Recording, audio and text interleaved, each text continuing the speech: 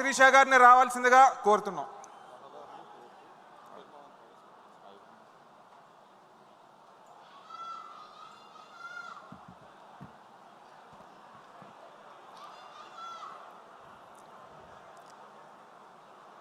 రాష్ట్రంలో కుల మతాలకు అతీతంగా, ప్రాంతాలకు అతీతంగా ప్రపంచంలో ఉన్న ప్రతి తెలుగువారు సంవత్సరం మొత్తం ఎదురు చూసిన మహానాడు పండుగకి ఇక్కడికి విచ్చేసి వేదికలు అలంకరించిన పెద్దలకు, వేదిక ముందున్న పెద్దలకు అందరికీ పేరు పేరున శుభాకాంక్షలు తెలుపుకుంటున్నాను.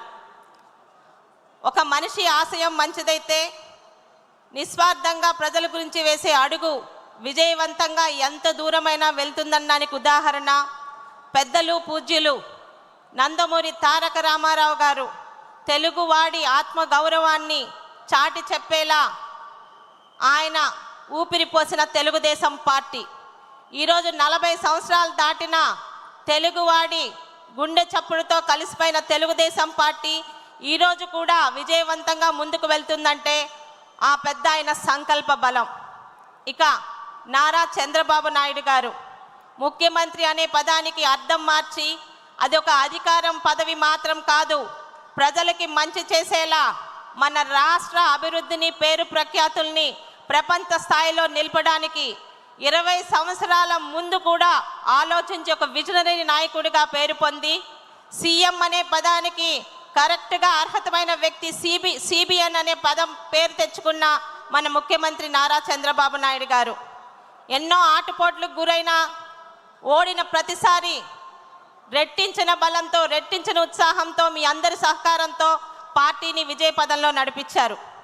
ఇక్కడ టీడీపీ వెర్షన్ నెంబర్ 3.0 మన యువ నాయకుడు నారా లోకేష్ గారు వేలెత్తి చూపించిన ప్రతి ఒక్కరు నోరు మూసుకునే విధంగా ఈరోజు అన్నా అని అంటే అర్ధరాత్రి అయినా వాళ్ళకి సహాయ సహకారాలు అందిస్తూ మరి 3వ తరానికి కూడా పార్టీని ముందుకు తీసుకెళ్లగల బలమైన నాయకత్వం వచ్చిందని నమ్మకం కలిగిస్తూ ముందుకు వెళ్తున్నారు మన యువ నాయకులు నారా లోకేష్ గారు.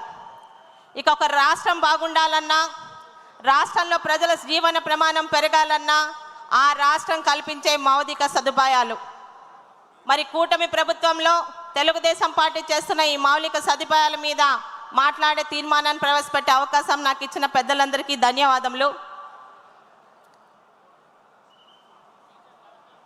ఒక విజనరీ లీడర్గా చంద్రబాబు నాయుడు గారు ఆయన పరిపాలనలో పెద్ద పీట వీసేది ఎప్పుడు మౌలిక సదుపాయాలకే.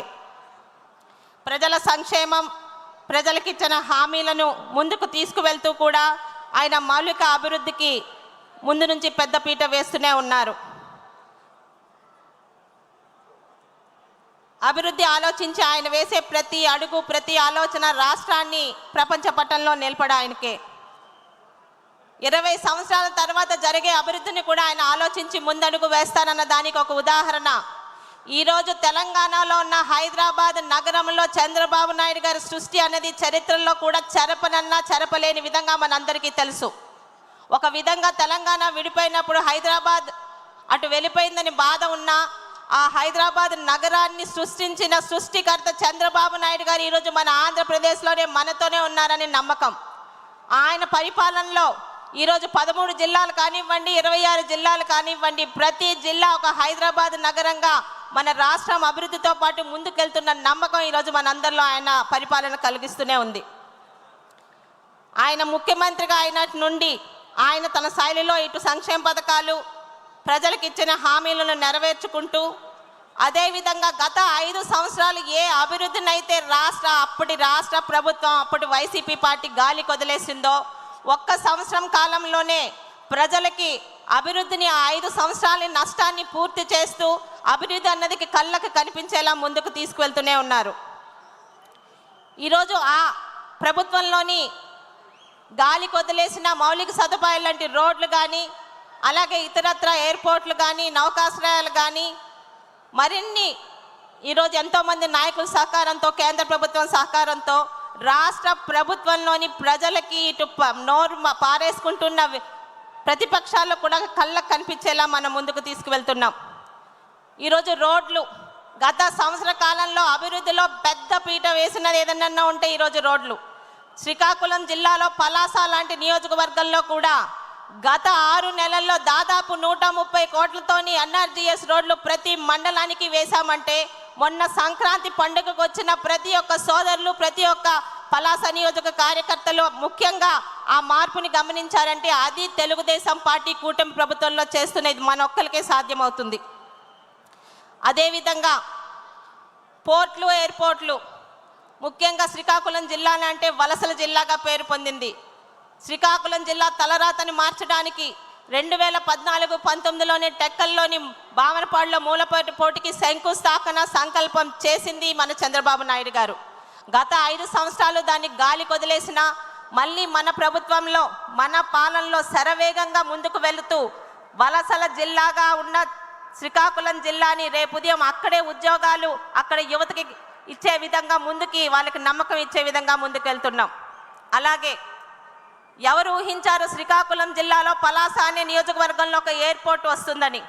ఈరోజు ఒక పలాసనే కాదు, పలాసలోని, కర్నూలులోని, ఈరోజు ప్రతి దగ్గర కుప్పంలోని, నెల్లూరులోని, అలాగే గోదావరి జిల్లాల్లోని ఎయిర్పోర్ట్లు కూడా మన కళ్ళకి సాకారం జరిగే విధంగా ముందుకు వెళ్తున్నాయి.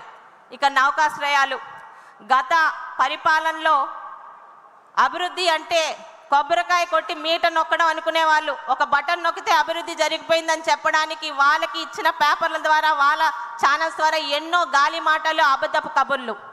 ఈరోజు అభివృద్ధి అంటే బటన్ నొక్కడంలోనో కొబ్బరికాయ కొట్టడంలోనో కాదు. అభివృద్ధి అంటే కళ్ళకి కనిపించేలా సంవత్సర కాలంలో చేస్తూ 5 సంవత్సరాల నష్టాన్ని పూడ్చుకొని మనం ముందుకెళ్లే విధంగా వెళ్తున్నాం. సార్, ఏ యువతకైతే తెలుగుదేశం పార్టీ దగ్గర కావాలనుకుందో పార్టీ తరపున జర్మనీకి మినీ మహానాడులోని అటెండ్ అవ్వడానికి వెళ్ళినప్పుడు అక్కడికి వచ్చిన వారిలో దాదాపు 80% మంది యువత సార్. ముఖ్యంగా చాలా గర్వపడిన విషయం ఏంటంటే అక్కడికి వచ్చిన విద్యార్థులందరూ 2014-19 మధ్యన అంబేద్కర్ విదేశీ విద్య ద్వారా అక్కడికి వెళ్ళిన వాళ్ళే. ఈరోజు అక్కడ ఉన్న వ్యక్తుల్లో 8 మంది విద్యార్థులు ఆ రోజు మాట్లాడారు. అందులో ఒక వ్యక్తి కడప జిల్లా రైల్వే కోడూరు.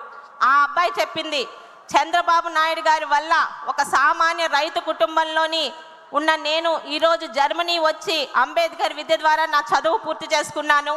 ఈరోజు ఇక్కడ ఉద్యోగం తెచ్చుకొని వివాహం చేసుకొని నా భార్యతో సహా ఇక్కడ ఉద్యోగం చేస్తున్నానని ఒక సాధారణమైన విద్యార్థులు కలలో కూడా ఊహించని విధంగా ఈరోజు విదేశాలు వెళ్ళి వాళ్ళు జీవితంలో స్థిరపడి 10 మందికి ఆదర్శంగా నిలిపించేలా చేసిన మీకు వాళ్ళు జర్మనీ తరపున కృతజ్ఞతలు తెలిపారు సార్.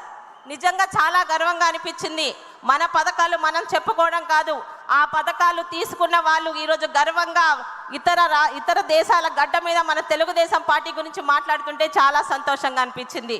ఈ విధంగా అనేక రకాలుగా చంద్రబాబు నాయుడు గారు రాష్ట్రాన్ని ముందుకు తీసుకెళ్తున్నారు. అయితే గత 5 సంవత్సరాల్లో ఒక చీడ లాంటి ఒక దుస్వప్నం మనం ఎదుర్కొన్నాం.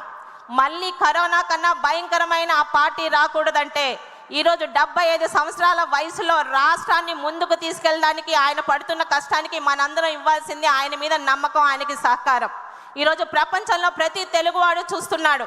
వచ్చే 5 సంవత్సరాల్లో మళ్ళీ మేము ఈరోజు ఆంధ్ర రాష్ట్రానికి రావాలంటే ఈరోజు మాకు చంద్రబాబు నాయుడు గారు, నారా లోకేష్ గారు ఉంటే నమ్మకం ఉంది. 5 సంవత్సరాల్లో ప్రపంచంలో ఉన్న తెలుగు వాళ్ళు మళ్ళీ మన రాష్ట్రానికి వచ్చి బ్రతకాలంటే ఈరోజు తెలుగుదేశం పార్టీ ఉండాలనే నమ్మకంతో వాళ్ళందరూ ఉన్నారు. వారందరికీ ముఖ్యంగా ఈరోజు రాష్ట్రంలోని ఎన్నో రకాలుగా కంపెనీలు పెట్టడానికి వచ్చిన ప్రతి ఒక్కరికి నమ్మకం కలిగించాలంటే మళ్ళీ చంద్రబాబు నాయుడు గారికి మనందరం సహకారం ఇవ్వాల్సిందే. 5 సంవత్సరాల కష్టాన్ని 1 సంవత్సరంలో రూపుమాపి మళ్ళీ ఆంధ్ర రాష్ట్రం ఈరోజు ఊపిరి పోసుకుంటుందనే విధంగా ప్రపంచంలో ఉన్న ప్రతి తెలుగువాడు మన మీద పెట్టుకున్న నమ్మకాన్ని ముందుకు తీసుకెళ్తున్న చంద్రబాబు నాయుడు గారికి, ఇతర పెద్దలకి ధన్యవాదాలు తెలుపుకుంటూ కడప గడ్డ మీద జరుగుతున్న ఈ మహానాడులో మాట్లాడే అవకాశం నాకు ఇచ్చిన పెద్దలు చంద్రబాబు నాయుడు గారికి, యువ నాయకులు నారా లోకేష్ గారికి, రాష్ట్ర పార్టీ అధ్యక్షుల గారికి, ఇతర పెద్దలకి కూడా పేరు పేరున నా ధన్యవాదం తెలుపుకుంటున్నాను. జై తెలుగుదేశం, జై మహానాడు. ధన్యవాదాలు.